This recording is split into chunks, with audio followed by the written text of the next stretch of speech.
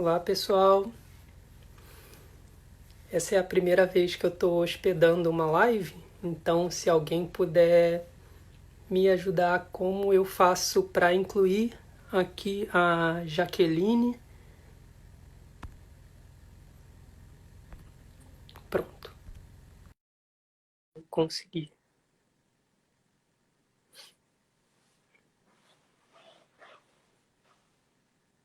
Já me incluí. Olá, Jaqueline. E deixa eu mudar aqui atrás do cenário, vou colocar a Mariela na frente das garrafas aqui. Tá Elas ficam certo. de enfeite, garrafas, gente.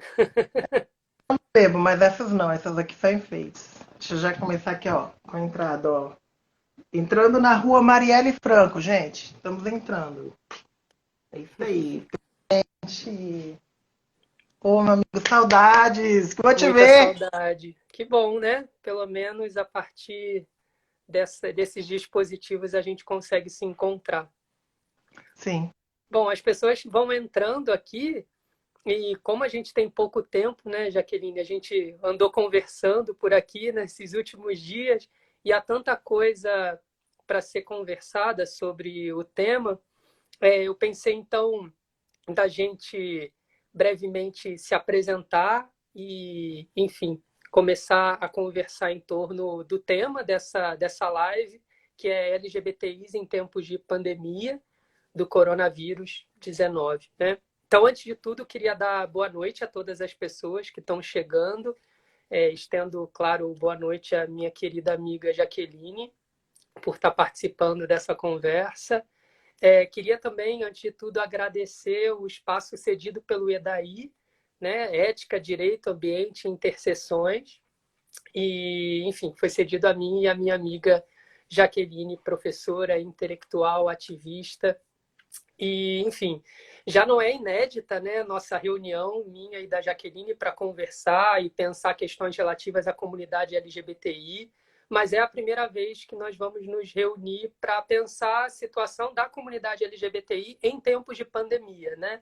Então, quero dizer que é uma satisfação estar aqui contigo, Jaqueline, com quem eu sempre aprendo muito quando temos a possibilidade de dialogar, seja nos espaços formais e fora deles também.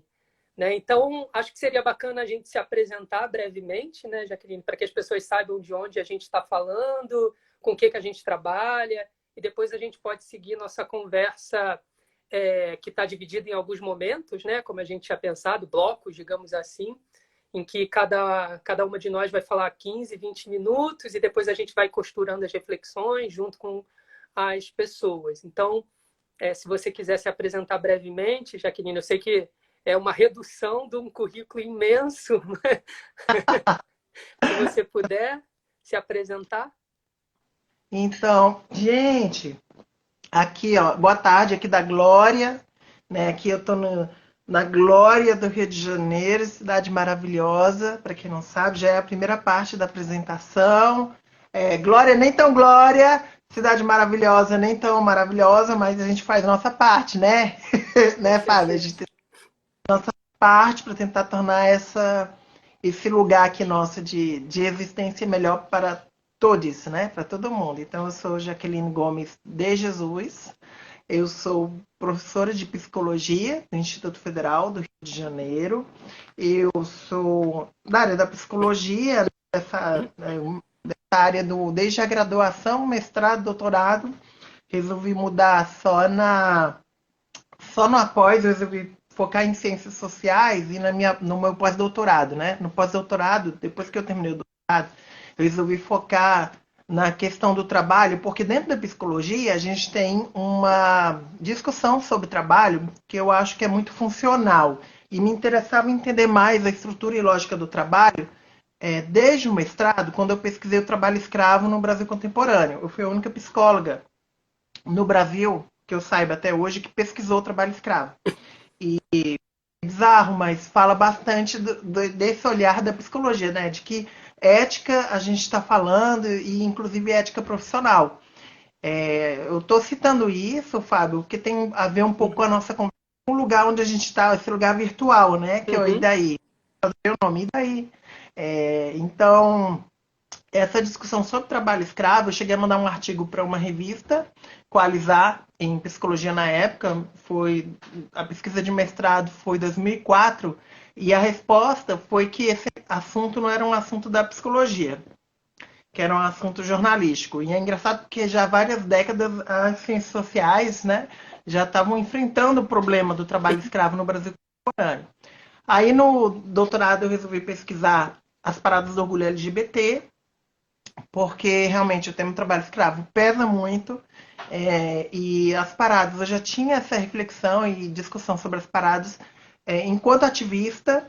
Eu sou ativista dos direitos humanos desde 1997, quando eu entrei no grupo Estruturação, que é o grupo LGBT de Brasília. Uhum.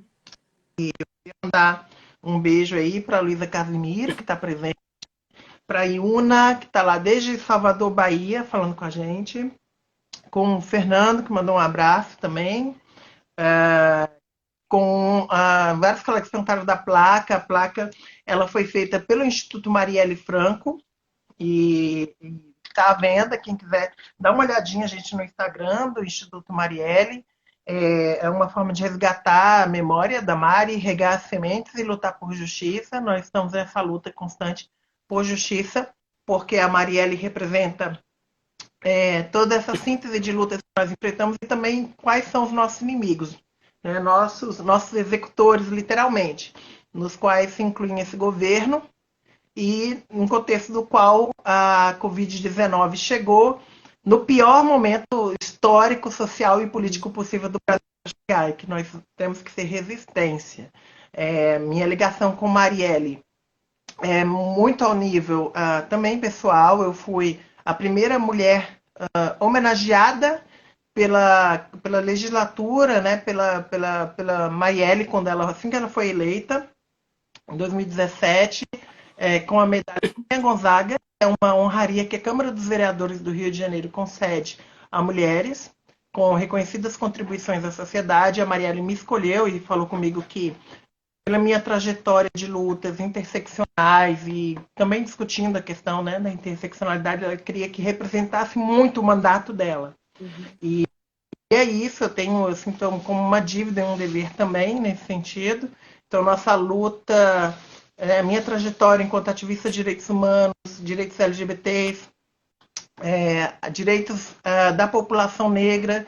Eu fui a primeira gestora do sistema de cotas para negros e negras da Universidade de Brasília, coordenei o Centro de Convivência Negra, né? Então, estou super resumindo, tá, gente? Então, depois também me envolvi muito nas discussões, não só de gênero, que eu já trazia de bastante tempo, né, da militância na academia, mas principalmente feministas. Quando eu vou me reconhecer enquanto uma mulher trans, em torno de 2008, 2009, eu já estava no doutorado, e aí eu vou me colocar publicamente enquanto uma mulher trans, e aí eu vou pesquisar mais o transfeminismo, construir um pouco essa...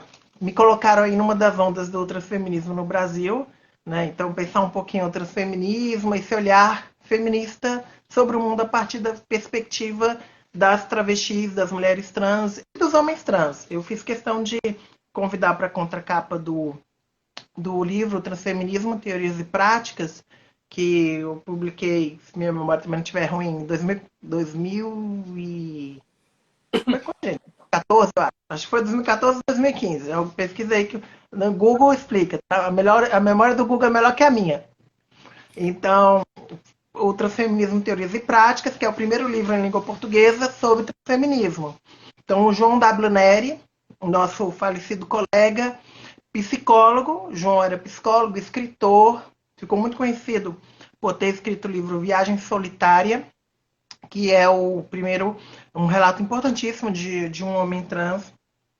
No Brasil não é o primeiro relato, não é o primeiro livro publicado. Tivemos, por exemplo, outros, principalmente de Anderson Bigode Heather, que escreveu A Queda para o Alto. Aí pesquisem, né, a produção dos homens trans. Eu convidei o João para falar um pouquinho, né, de qual a importância dessa pauta, e outras colegas, não só trans, mas também cis, para comporem né? Para quem não sabe, cis é quem não é trans. Simplificando toda a conversa.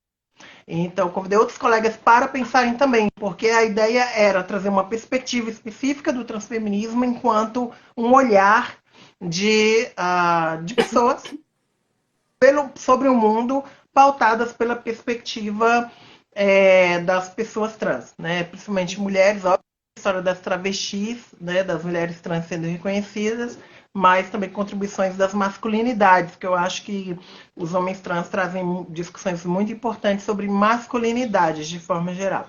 Então, só vi um comentário aqui. Muita gente, principalmente do Rio, acha que eu sou baiana, e eu acho muito engraçado. O pessoal da Bahia, ninguém acha que eu sou baiana, tá? Quando o povo me adora em Salvador. Eu amo Salvador, mas todo mundo sabe que eu não sou baiana quando eu chego lá. Eu sou carioca, nascida em Brasília.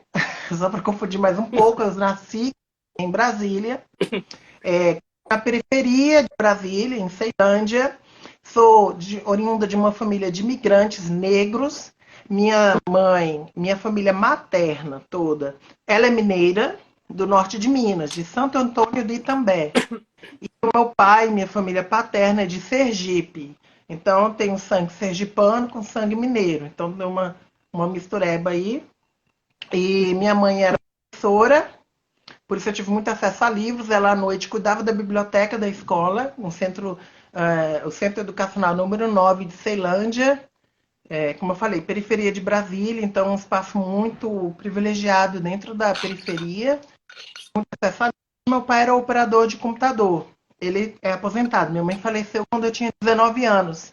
Meu pai é operador de computador e ele trabalhou durante muitos anos na Universidade de Brasília. Então eu tive muito contato também com esse mundo da educação. E a Nanda falando aí, ô beijo, Nanda. Falando que tem um sotaquinho mineiro. Olha, Nanda, eu acho que é mais por causa do meu namorado, porque o Claudinei, meu namorado, gente, ele é mineiro, mora mais tempo no Rio do que eu.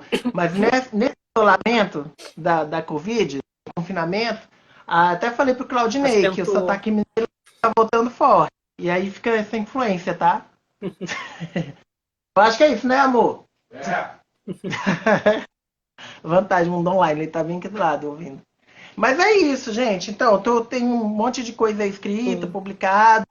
Rai Carlos aqui, que é nosso militante, mais tarde eu vou fazer uma live com ele sobre a conjuntura política, desafios e pautas LGBTs. Ele está pedindo para reforçar que eu sou doutora, já falei, Rai. Doutora, pós-doutoranda, pós-doutora, né? Pós-doutora. É engraçado essa coisa de pós-doutorado, porque não é um título, na verdade, formalmente. O título é de doutorado. Mas a gente faz pós-doutorado, né, Fábio? E aí é muito interessante essa coisa. Ainda é uma pesquisa, né? Que a gente desenvolve depois do doutorado. E aí eu acho muito engraçado ainda falar nessa lógica, né? De um processo de doutorado. Mas então é isso, gente. Mo, a Nanda te mandou um beijo. Bom, como Ananda, vocês perceberam, isso tudo é a Jaqueline e muito mais, que não cabe numa live só, né? Uma apresentação. Seguindo o mesmo roteiro, vou me apresentar brevemente. Eu nem teria tanto tempo para falar, assim. Meu nome é Fábio, eu sou professor de Filosofia da Educação da Universidade Federal Fluminense. Atuo no curso de Educação do Campo. Nesse curso, além de temas variados que envolvem a bioética, a ética aplicada, em especial a ética animal e ambiental, eu também tenho me dedicado às questões de gênero e sexualidade, sobretudo no contexto fora dos grandes centros urbanos, né? Dando ênfase a como esses outros contextos promovem novos entendimentos, vivências do gênero e da sexualidade.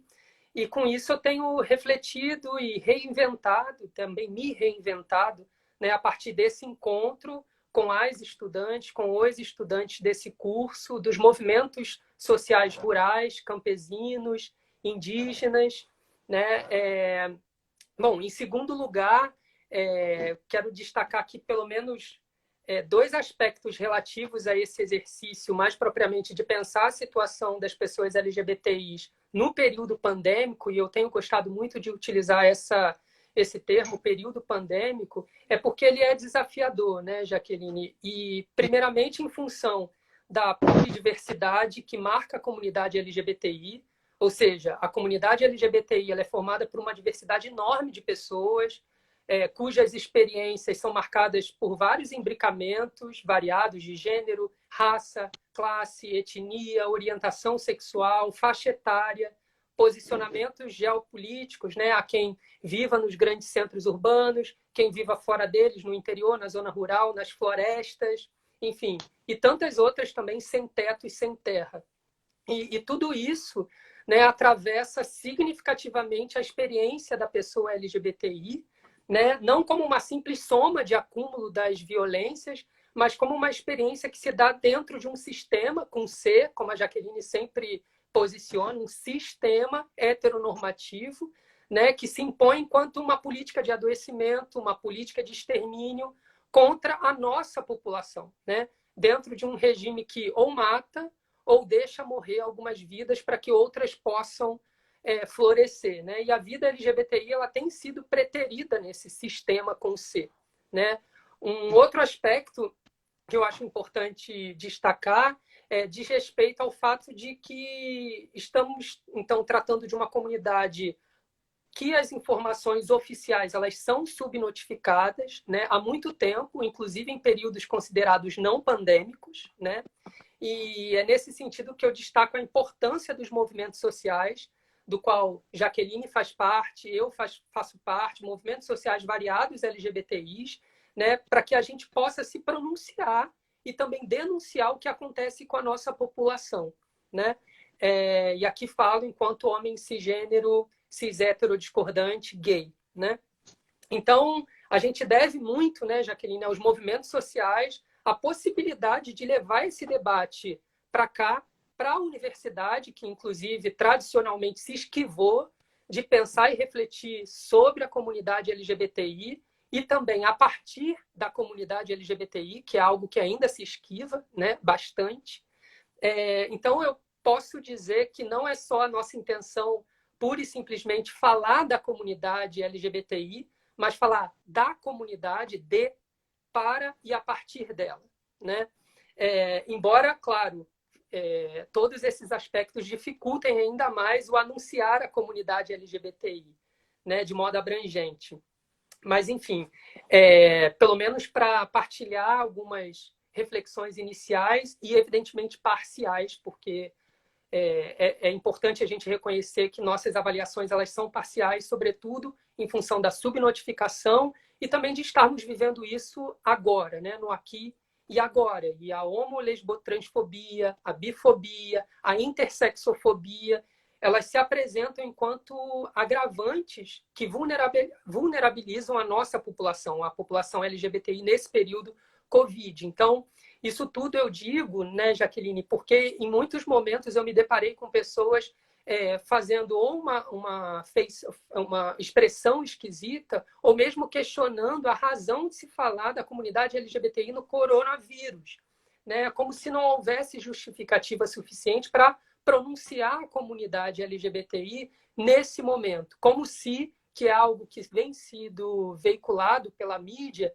de que haveria um componente democrático no coronavírus, no sentido de que ele atravessa toda e qualquer pessoa da mesma maneira. E nós sabemos que não é bem assim, né? Ela se materializa nas condições reais de vida das pessoas, associada a vários outros tipos de violência que nós, né, em graus diferentes, já experimentamos na sociedade concreta, né? Então, eu pensei em aqui trazer alguns elementos, assim, que justificam o falar sobre isso, algumas notícias, alguns registros de notícias em nível global, trazer alguns elementos particulares do contexto brasileiro para, então, passar para a reflexão da Jaqueline, né, em cima desse contorno, para a gente, então, conversar sobre isso, embora o tempo seja curto e haja muita coisa para ser dito, né, Jaque? Vamos aproveitar esse tempo. Pois é. Então, acho que, antes de tudo, acho que cabe pensar uma noção mais alargada de saúde, né, que inclui aspectos que nos permitem compreender o adoecimento da população LGBTI para além do recorte epidemiológico estrito sensu, né? Não se trata só de um adoecimento em função de ter sido infectado pelo coronavírus. Não é só isso, né, que a gente quer tratar. É preciso pensar o que significa estar em isolamento físico para uma pessoa LGBTI em tempos de pandemia.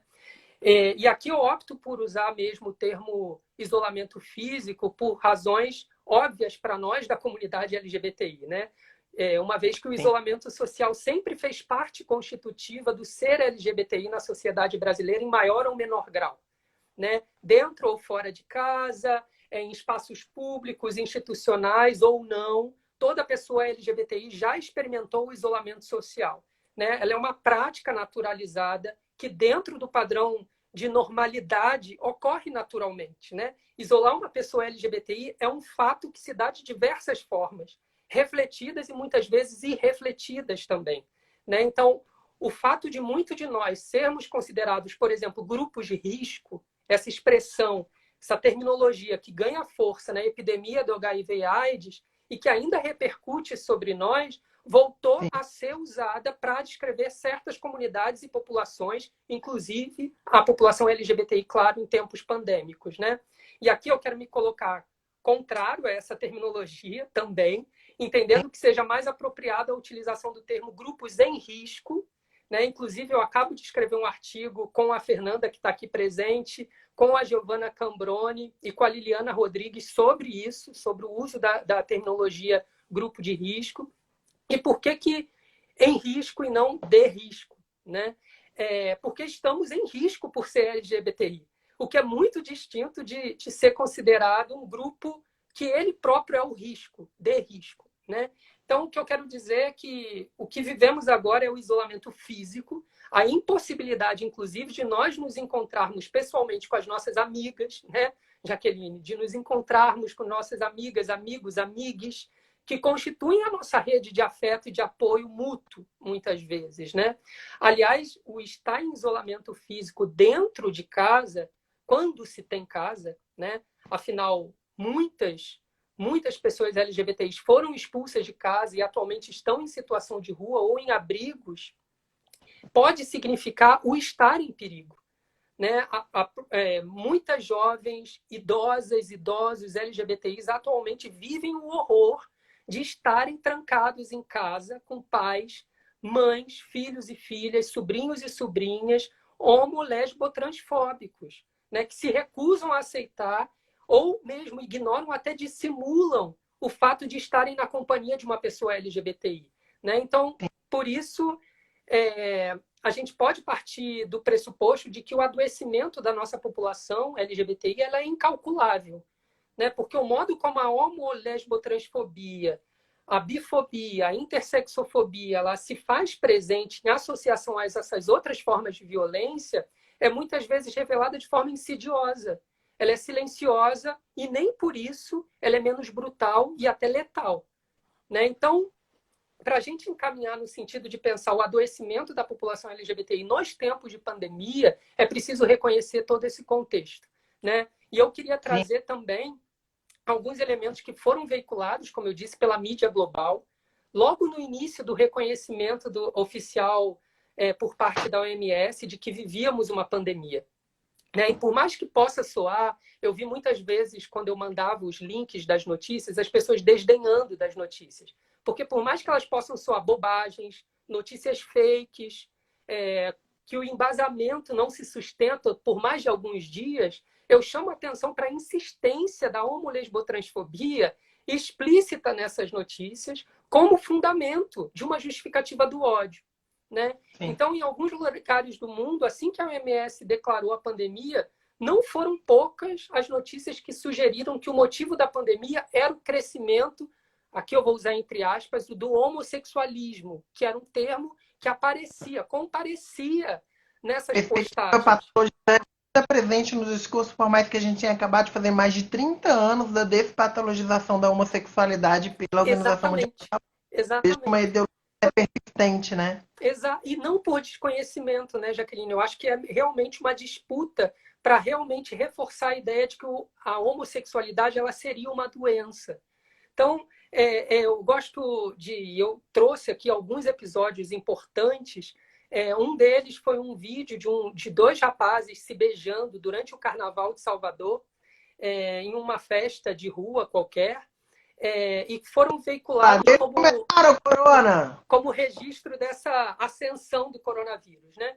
Junto com esse vídeo, houve um texto, né, com uma insinuação, então, de que a pandemia ela seria uma resposta divina que castigaria o mundo, né? Esse discurso religioso, por mais que faça rir algumas pessoas e outras entendam como menos importante ou até mesmo indigna de ser considerada, não pode ser descartada, sobretudo em tempos de política neopentecostal no Brasil e no mundo. Não pode ser desconsiderada, né? Algumas postagens elas sugeriram que essa festa que se passou em Salvador, né, ela teria acontecido na Itália, né, sob o título de Conferência Gay, e que isso justificaria, por exemplo, a incidência de morte naquele país, no caso na Itália. Né? Foi preciso um estudo, um rastreio feito por especialistas, né, para que se pudesse contestar a fonte do vídeo. E aí, claro, o alcance da contestação foi infinitamente menor se comparado às repostagens da fake news. Sim, né? Claro, o impacto já foi feito. O já impacto foi feito. Correu. Né? Esse é o objetivo da fake news. Sempre né? E fora foi isso que ele jogou caro. Pois é. Não, e o impacto, a possibilidade de você chegar e esclarecer, né, e escurecer é sempre muito mais difícil, né? Porque, claro, está solidificado também a homo-lesbotransfobia enquanto cultura. Então, ela se absorve muito mais rapidamente, né? Sem sequer colocar em questão algum componente crítico. E, enfim, houve vários pronunciamentos, inclusive de líderes religiosos e também políticos, né, em países diversos, né, insinuando de forma implícita, muitas vezes, outras explícitas, de que haveria uma relação imediata entre homossexualidade, transexualidade e a disseminação do coronavírus. Eu também trouxe aqui, eu cheguei a anotar aqui um episódio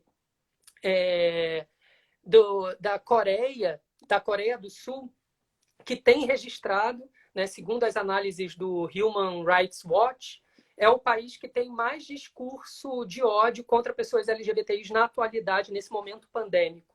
Né? Dentro da internet, né? Dentro das redes virtuais é o que mais estão sendo captadas essas informações nas redes, né? Sim. E é curioso porque na Coreia do Sul a motivação dos discursos de ódio não tem um apelo divino, mas eles registraram uma tentativa de impor um certo estilo de vida LGBTI. Então, eles tentaram identificar nas supostas festas, encontros públicos LGBTIs, a razão da disseminação do coronavírus. Então, uma das coisas que o governo da Coreia do Sul fez... Da LGBTfobia, transformou o discurso da LGBTfobia de um discurso religioso, que eu vou comentar depois sobre isso, para uma prática de comportamentos. Depois. Exato, e isso é percebido já em alguns países onde talvez o discurso religioso não caiba mais, mas nem por isso o discurso homo-lesbotransfóbico não cabe. Né? Há uma readequação desse discurso, né? As novas possibilidades de manutenção dessa ordem da violência, do extermínio. Né? E é curioso, porque então eles tentaram traçar esse perfil como se houvesse um perfil homogêneo da comunidade LGBTI. Então, uma das primeiras coisas que o governo fez foi cancelar imediatamente todas as atividades LGBTIs do país, os festivais culturais, inclusive do próximo ano, né? Mesmo antes de outras atividades da mesma natureza que não eram destinadas ao público LGBTI terem sido canceladas. Ou seja, o problema não era aglomeração, era a aglomeração LGBTI. Né?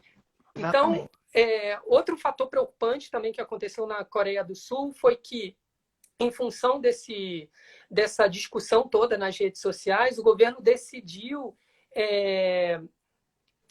colocar a público algumas informações pessoais, né, das pessoas que estavam infectadas pelo coronavírus, idade, sexo e local de trabalho, né, o que aumentou o estigma e o preconceito contra as pessoas LGBTIs, né, que passaram não só a ter medo de serem infectadas pelo coronavírus, mas que, ao serem infectadas, serem condenadas como as responsáveis por terem disseminado aquilo no país, né? Em Uganda também, falando de aglomeração, tivemos o caso, bom, lá existe um presidente declaradamente homo-lesbo-transfóbico, né, que decretou uma lei para frear o coronavírus. A propósito, eu sugiro que as pessoas procurem o vídeo desse presidente ensinando as pessoas a se exercitarem em casa. Ele ensina como fazer flexão.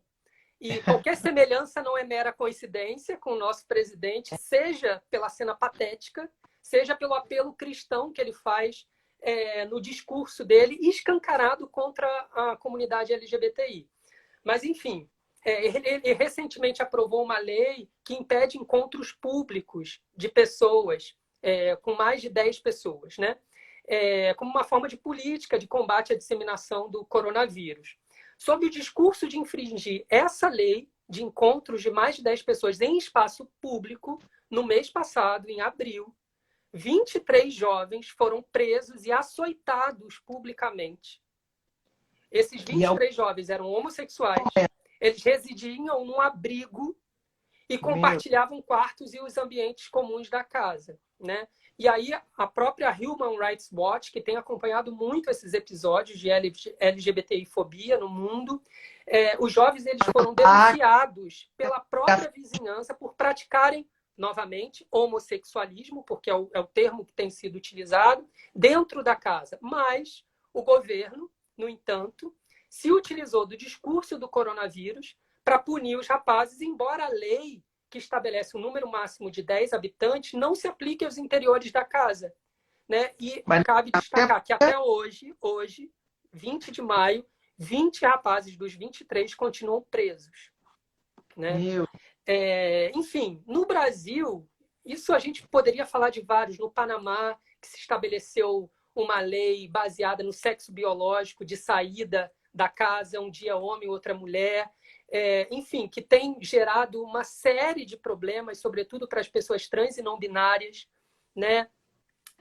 Na Hungria também, que mais recentemente se aprovou a lei de impossibilidade de reconhecimento legal para as pessoas trans. Tem muita coisa institucionalmente sendo aprovada contra direitos da população LGBTI, né? Nesse período. E aí eu queria trazer só algumas estatísticas preliminares para a gente perceber que isso tem acontecido também no Brasil. Teria muita coisa para falar, mas eu acho importante a Jaqueline também desenvolver em cima disso, mas uma pesquisa que foi feita pelo coletivo Vote LGBT em parceria com a UFMG e a Unicamp. Aliás, quero agradecer à professora Suane Soares por ter me apresentado esse questionário. Ele consultou, em um período de uma semana, 10 mil pessoas LGBTIs de todos os estados brasileiros.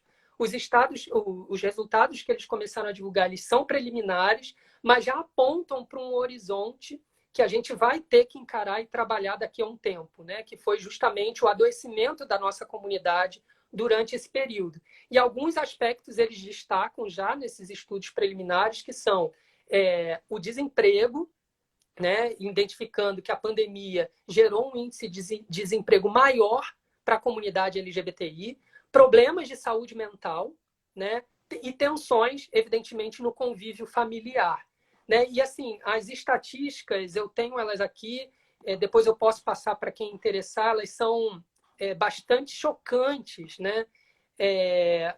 No sentido de mostrar como a comunidade LGBTI tem adoecido durante esse momento que todos, todas e todos nós estamos atravessando, mas alguns grupos, minorias políticas têm, enfim, atravessado com mais dificuldade, né, Jaqueline?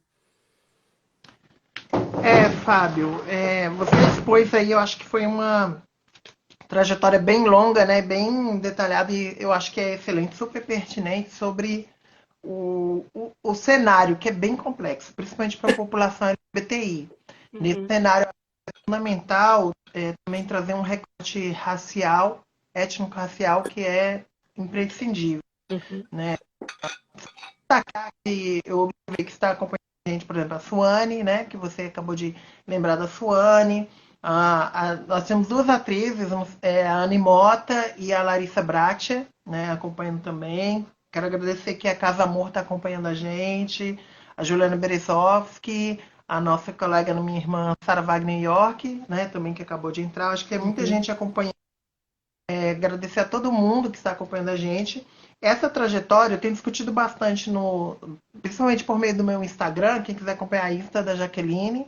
Eu tenho discutido muito sobre várias dimensões, principalmente da questão de saúde mental, que você trouxe, e fazendo em várias diferentes intersecções, né? Por exemplo, eu sou uma professora num campus em Belford Roxo, na Baixada Fluminense. Então eu tenho muito contato com essa realidade das mulheres negras e dos LGBTs de periferia, da Baixada. E o que eu tenho acompanhado nos últimos tempos, e principalmente aqui no Rio de Janeiro, que, por um lado positivo, foi o estado em que o governador ele fez uma decisão, decidiu com relação ao isolamento, tomar cuidados e se preocupar, né? Mas, por outro lado, é um estado regido por uma política de segurança de extermínio, né? Violência é algo que a gente já tem denunciado há muito tempo, é um governo fascista do estado do Rio de Janeiro. Não é à toa que a gente tem várias vulnerabilidades aí que vão se relacionar.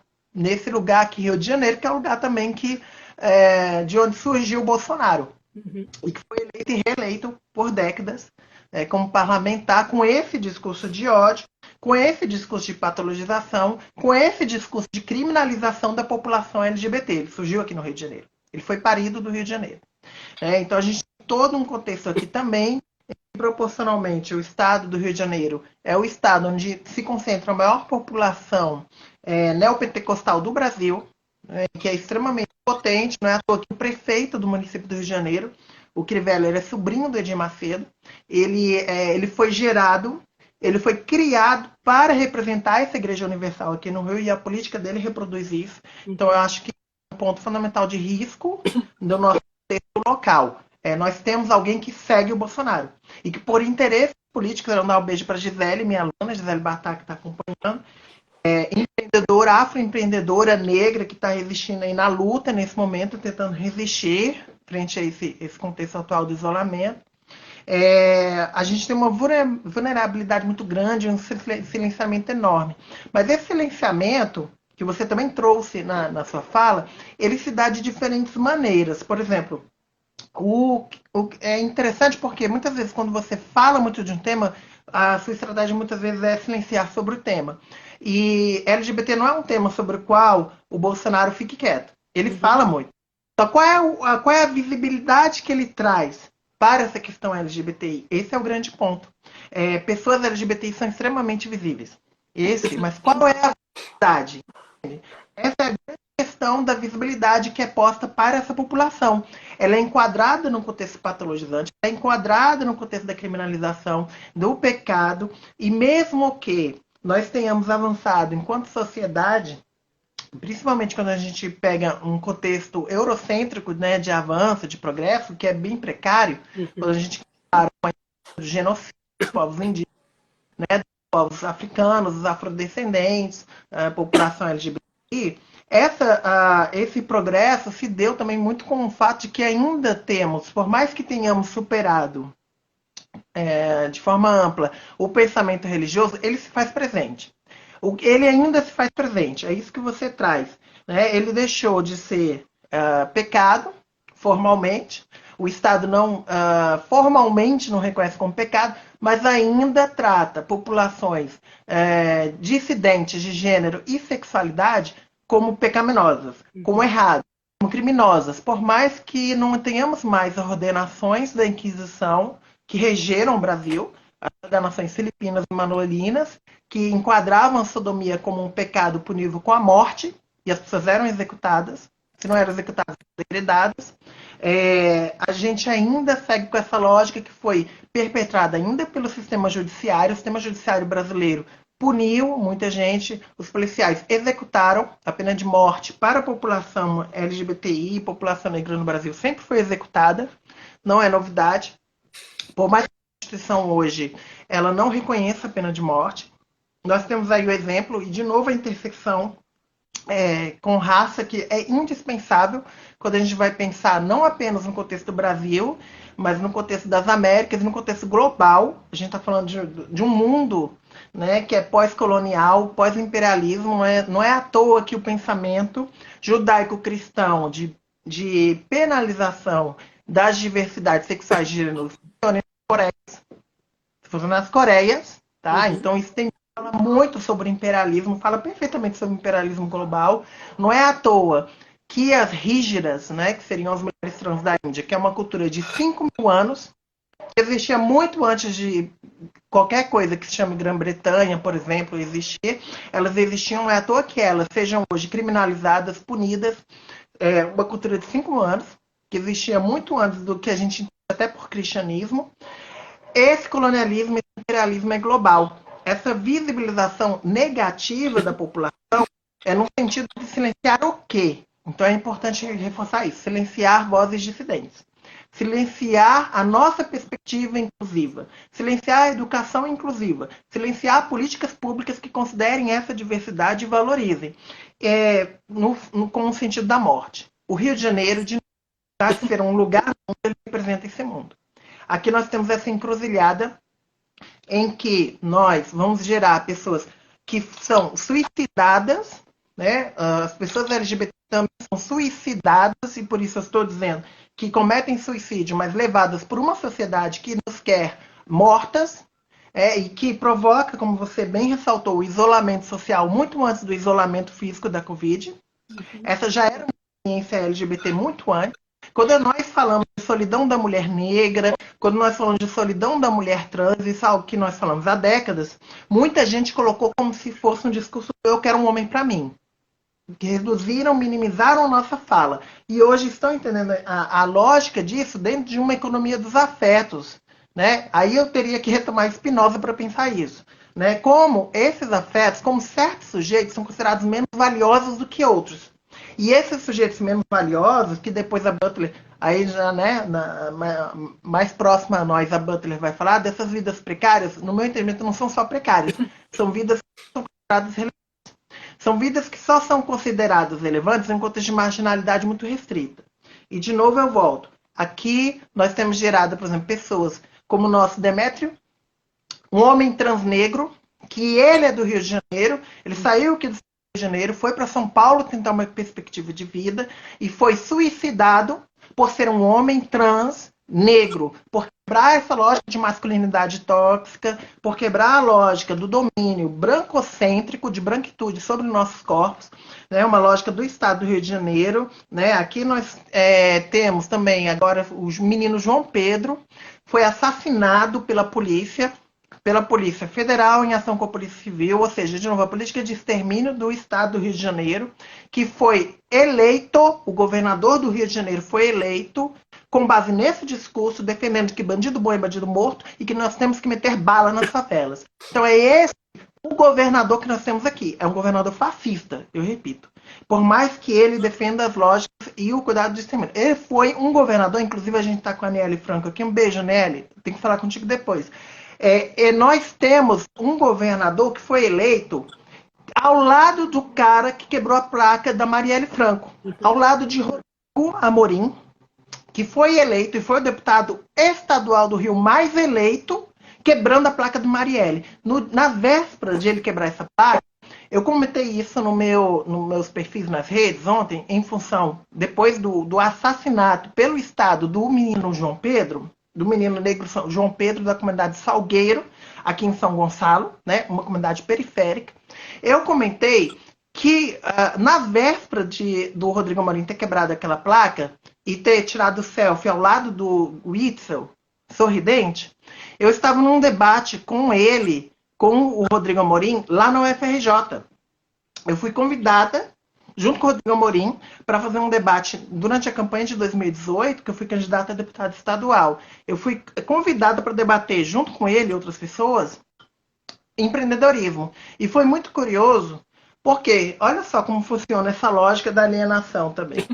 Os estudantes que convidaram são estudantes de direito do UFRJ. Estudantes, eu ainda me abri para esse diálogo, estudantes que fazem uso do serviço público mas que defendem a privatização desse serviço. Que é interessante, né? Eu poderia abrir mão, né, de ser estudante do FRJ, mas não abre mão. Porque tem um contexto todo histórico de utilização que as elites brasileiras fazem de uso dos bens que seriam públicos para os mais carentes para si.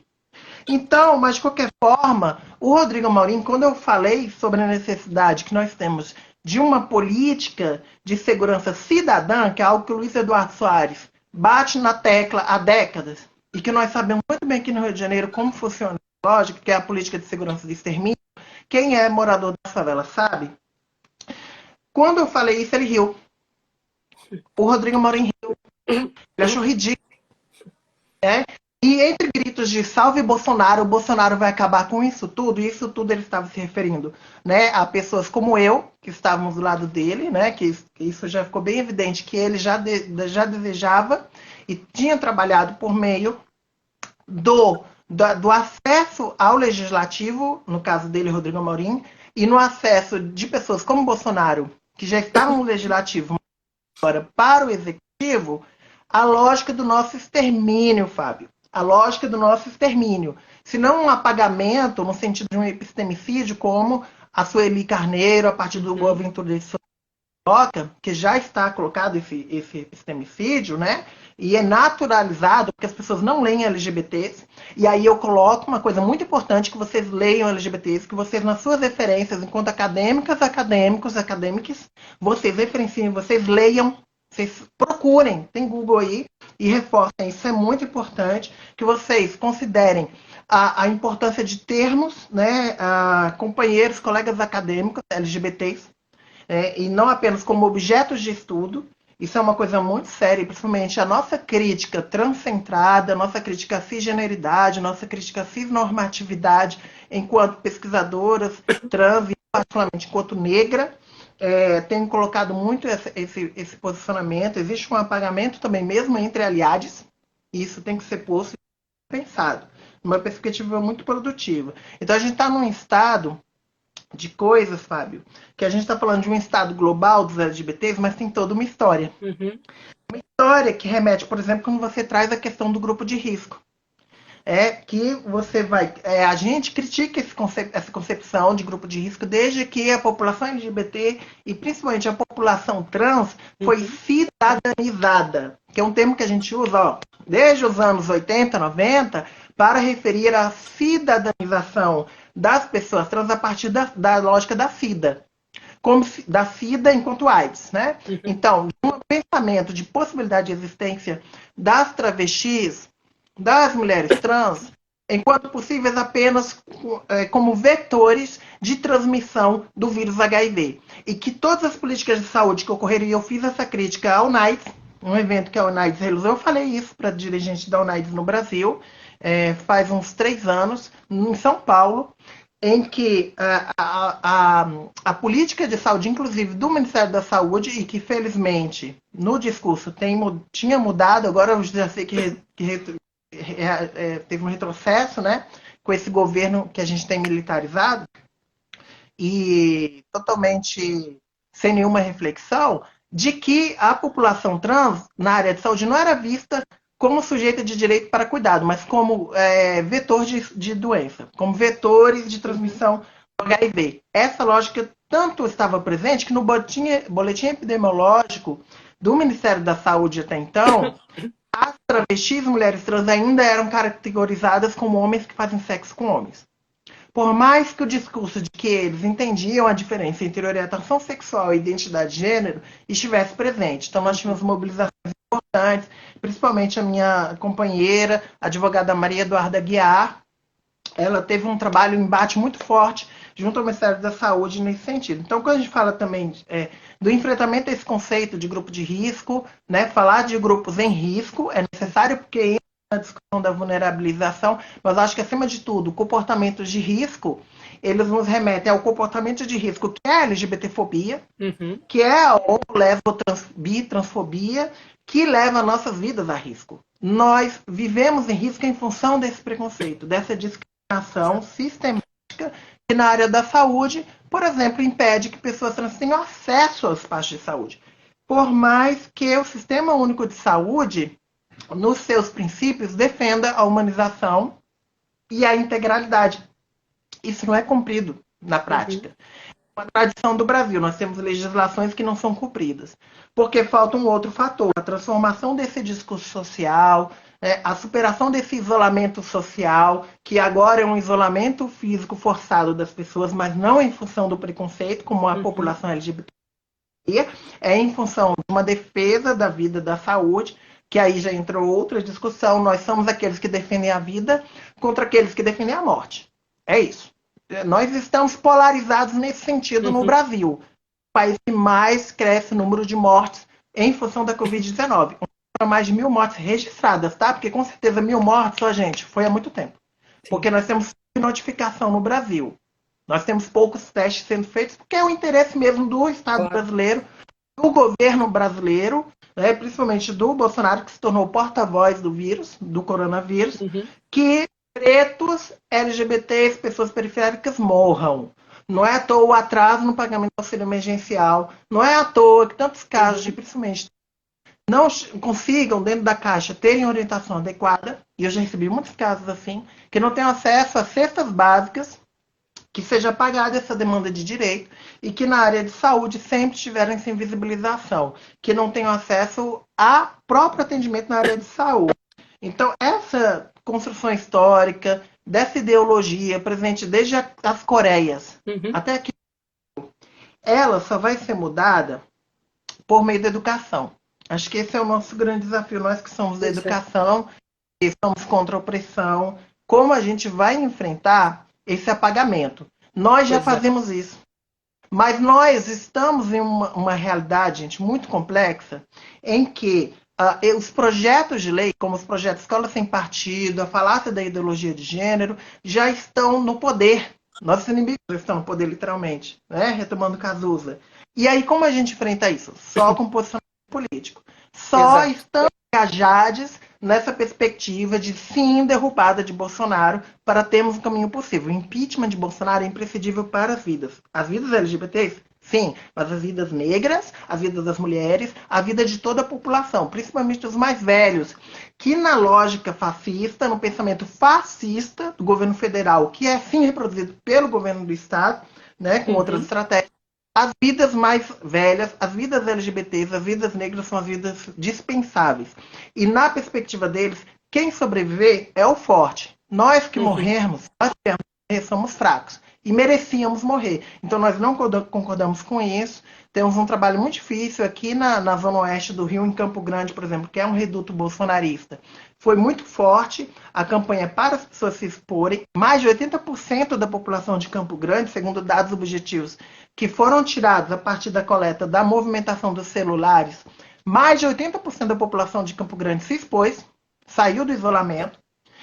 Quando a gente fala, por exemplo, quando vencemos, para eu ir encerrando aqui em função do tempo, quando nós vencemos pelo Supremo Tribunal Federal, pelo STF, o projeto de lei do Novo Gama, do município do Novo Gama, lá no entorno de Brasília, lá no entorno da minha terra natal, quando nós vencemos pelo judiciário essa lei que foi aprovada pelo município de Novo Gama, que dizia que não podia falar de gênero nas escolas, o projeto Escola Sem Partido foi aprovado lá e foi derrubado agora pelo STF, o presidente Bolsonaro chamou um padre bolsonarista, junto com um monte de Uhum. crianças, para expô-las ao vírus e falar que ia defender a vida daquelas crianças, e elas Sim. gritando contra a ideologia de gênero.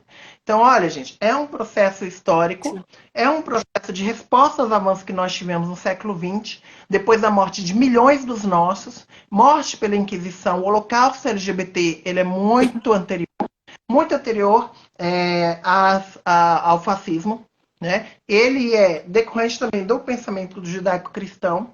Então a gente tem uma perspectiva religiosa que tem que Uhum. fazer parte, que mesmo que não seja posta explicitamente, como o Fábio já colocou, ela se apresenta nos discursos morais de comportamento e políticos. Nosso desafio aí é seguir na resistência, Sim. ciente disso, e transformar essa realidade por meio da educação. O trabalho é grande, não é fácil. O trabalho é muito grande. E isso tudo que você está trazendo, Jaqueline, é uma pena, a gente só tem mais 5 minutos, mas eu acho importante toda essa politização da discussão, né? Que não se trata só e somente só de pensar a situação das pessoas LGBTIs no contexto pandêmico como se ele fosse também um contexto isolado de todo o processo histórico de vulnerabilização, de criminalização dessa comunidade, né, e de práticas de extermínio, muitas vezes endossadas, incorporadas pelo próprio Estado. Né? E no Brasil, como você bem destacou, em função de todo o contexto de acirramento, de aprofundamento das táticas oficiais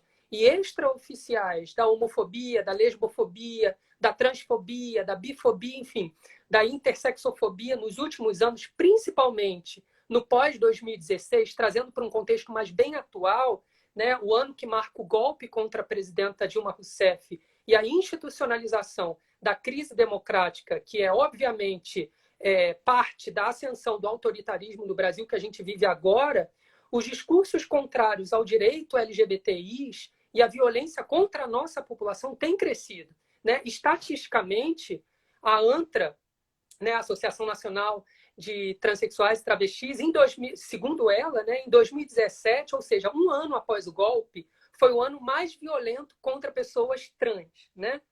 Por exemplo, entretanto, se a gente já compara ao primeiro quadrimestre... Quanto foi o aumento dos casos de depressão e de tentativas de suicídio que eu acompanhei diretamente, inclusive. Sim, sim. Não, e se a gente já faz um recorte do primeiro quadrimestre de 2017 com o primeiro quadrimestre de 2020, a gente já percebe que superou a marca de pessoas mortas. Aqui eu me refiro somente a pessoas trans, que já superou nesse mesmo período, se comparado ao pior ano, o pós-golpe. Né? A pesquisa do lesbocídio, por exemplo, as histórias que ninguém conta, também mostra o mesmo crescimento motivada, né, da violência motivada por lesbofobia no ano de 2017, que foi 80% maior se comparado a 2016. Então, é possível suspeitar, sim, que as mortes motivadas, né, por homo-lesbotransfobia, elas acompanham essa politização e ascensão do autoritarismo. Né? Então, se a gente, por exemplo, recorda que foi nesse mesmo período, em 2017, porque não é só um quantitativo, há também uma certa brutalidade que se apresenta e se expõe, porque foi em 2017 que a travesti Dandara, de 42 anos, foi espancada, apedrejada, morta a tiro depois por 8 pessoas e foi tudo filmado. Né? Em 2016, a Luana Barbosa, quando se recusa a ser revistada por policiais militares homens, ela foi brutalmente espancada e assassinada em São Paulo. Então, existe um período também muito recente da nossa história, né, nesse pós-golpe, que sugere, sim, um crescimento quantitativo, um embrutecimento, né, das práticas de extermínio contra a população LGBTI. Né? E desconsiderar todo o crescimento do discurso de ódio, desde então, seria não reconhecer a dimensão política do ódio contra nós, pessoas LGBTIs. Né? Então, é preciso pensar, como a Jaqueline estava colocando, a homolesbotransfobia, a bifobia, a intersexofobia como política de Estado no contexto atual. Né? Que o período pandêmico ele vulnerabiliza ainda mais a nossa comunidade, sobretudo aquelas e aqueles LGBTIs negras e negros, pobres, moradoras de periferias urbanas, do interior, da zona rural, os sem teto e os sem terra. A gente tem mais um minuto, Jaqueline, eu vou passar a palavra para você se despedir e encerrar. Gente, então, obrigada, Fábio. E agradeço muito a oportunidade de mais um diálogo contigo. Eu sempre saio maior.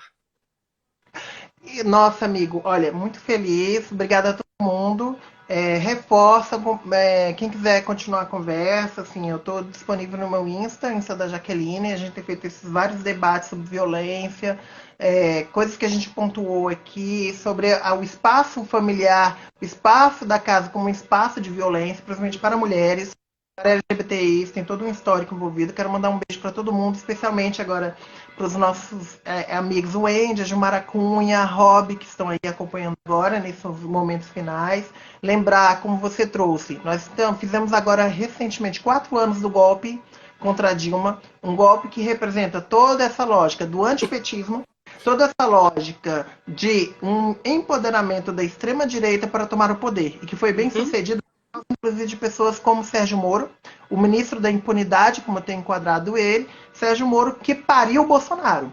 Sérgio Moro faria Bolsonaro na presidência. Bolsonaro na presidência foi possível também por uma responsabilidade de Sérgio Moro. E como professor